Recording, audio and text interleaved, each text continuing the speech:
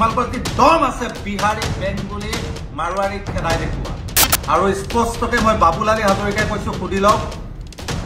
মিয়া খেদা দায়িত্ব মই লৈছো আমি লৈছো অসমৰ মূল সমস্যা মিয়া নহয় অসমৰ মূল সমস্যা বিদেশী অসমৰ মূল সমস্যা বহিৰাগত যোৱাকালি বা দুই দিনৰ পৰা সংবাদ মাধ্যমত দেখি আছো যে আমাৰ উজনি অসমত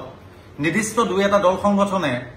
মিয়া খেদা অভিযান আৰম্ভ কৰিছে বুলি বিভিন্ন ধৰণৰ বাতৰি ওলাই আছে আৰু তেওঁলোকে গৈ পেলাই বিভিন্ন ভাড়াঘৰত থকা গৈ পেলাই মিয়াৰ সন্মুখত গৈ পেলাই নিজকে 10 ইঞ্চিৰ বুকু দেখাই পেলাই দম দেখাই আছে আৰু আজি এটা সমুখ খমৰত এটা দুৰ্ঘটনা দেখিলো যে শিৱসাগৰত জাতীয় সংগ্ৰামী সেনাৰ সভাপতি সিতু বৰুৱাই মিয়া খেদা অভিযান লৈছে মই প্ৰথমতে সিতু বৰুৱাক খৰাই দিব বিচাৰিছো বা অসমবাসী ৰাইজক জনাব বিচাৰিছো তেওঁলোক যে এজন অভিনেতা এই সিতু বৰুৱাই যেটো সংগঠন কৰে জাতীয় সংগ্ৰামী সেনা সেই সংগঠনটোৰ সাধাৰণ সম্পাদকজন হৈছে মিয়া হুজাই হুমায়ুন কবিৰ বুলি হুজাই হেতেও এজন মিয়া লৰা হয় সেই কথাটো সিতু বৰুৱাই জনা উচিত বা সেই সংগঠনটোৰ প্ৰতিজন কৰ্মকৰ্তাই জনা উচিত আমাৰ কথা স্পষ্ট যে উজনি অসমৰ পৰা ঠিক আছে আপোনালোকে বিচৰা মতে মিয়া খেদা অভিযান যি আৰম্ভ কৰিছে মিয়া উজনি অসমৰ পৰা যাব লাগে আৰু স্পষ্টকে মই বাবুলালী হাজৰিকাই কৈছো সুধি লওক মিয়া খেদা দায়িত্ব মই লৈছো আমি লৈছো কিন্তু তাৰ সমান্তৰালভাৱে আপোনালোকে মিয়া খেদাৰ সমান্তৰালভাৱে আপোনালোকে এটো দায়িত্ব লওক যে উজনি অসমত গ্ৰাস কৰি পেলোৱা উজনি অসমৰ আটাইতকৈ বিলাসী মাটিবিলাক কিনি পেলোৱা যি বহিৰাগত আছে বিহাৰী বেংগলী মাৰোৱাৰী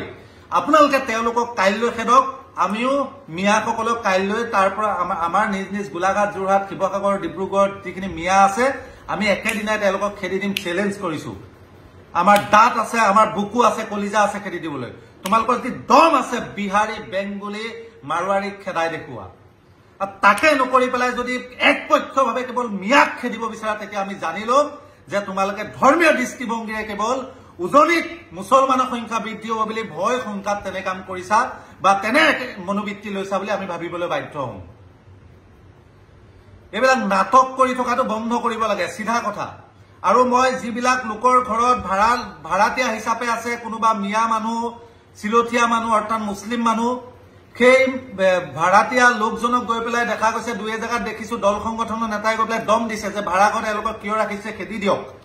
সেই সকলক আপোনালোকে এই দল সংগঠন গীতাক আপোনালোকৰ যেতিয়া বাউণ্ডাৰীৰ ভিতৰত যাব তেতিয়াই দল সংগঠন গীতাক এটা কথা খৰাই দিব যে ভাড়াঘৰ গীতাৰ পৰা আজিয়ে এই মানুহখিনিক পঠাই দিম কিন্তু ইয়াত এই ভাড়াঘৰ গীতাৰ পৰা মোৰ যি মাহেলী উপাৰ্জন হৈ আছিলে সেই উপাৰ্জনৰ টকাখিনি তোমালোকে দিয়াৰ দায়িত্ব লোৱা বা তাৰ বদলা কোনোবা মানুহ আনি পেলাই এই ভাড়াঘৰত তোমালোকে আজিয়ে দিয়া আজিয়ে পঠাই দিম বুলি জাতীয় দল সংগঠন গীতাক কোৱা উচিত প্ৰকৃত ভাৰতীয় নাগৰিক আজি হুজাইৰ পৰা নগাঁৱৰ পৰা আজি বৰপেটাৰ পৰা আহি কি গোলাঘাট যোৰহাটত থাকিব নোৱাৰিব নেকি আমি গোলাঘাটীয়া যোৰহটীয়া বা শিৱসাগৰীয়া ডিব্ৰুগড়ে কি বৰপেটা নলবাৰী হুজাইত গৈ শান্তিত থাকিব নোৱাৰিম নেকি কৰ্মৰ কাৰণে গৈ পেলাই হুজাই নলবাৰী বৰপেটাত গৈ পেলাই কি আমি থাকিব নোৱাৰিম নেকি যদি প্ৰকৃত ভাৰতীয় নাগৰিক হয় সকলোৰে সকলো জেগাত থকা ব্যৱসায় কৰা অধিকাৰ আছে সেই কথাটো উচিত সংবিধানখন সিতু বৰুৱাই ভালকে অধ্যয়ন কৰা প্ৰয়োজন আৰু মই শেষবাৰো কৈছো যে অসমত তোমালোকে যিদৰে কেৱল এটা মিয়া সমস্যা বনাই দিছা অসমৰ মূল সমস্যা মিয়া নহয় অসমৰ মূল সমস্যা বিদেশী অসমৰ মূল সমস্যা বহিৰাগত কাৰণ বহিৰাগতয়ে অসমৰ সকলো চহৰ গ্ৰাস কৰি পেলাইছে অসমৰ সকলো অৰ্থনৈতিক দিশ তেওঁলোকৰ হাতলৈ লৈ গৈছে যদি তোমালোকৰ হক সাহস আছে তেতিয়ালে বিহাৰী বেংগলী মাৰোৱাৰীগিটা কাইলৈ খেদা তোমালোকে মিয়াক খেদিব নালাগে মিয়া খেদাৰ প্ৰয়োজন নাই মই বাবুলালী হাজৰিকাই কৈছো একেদিনাই উজনি অসমৰ পৰা মিয়া খেদি পঠাই দিম স্পষ্ট কথা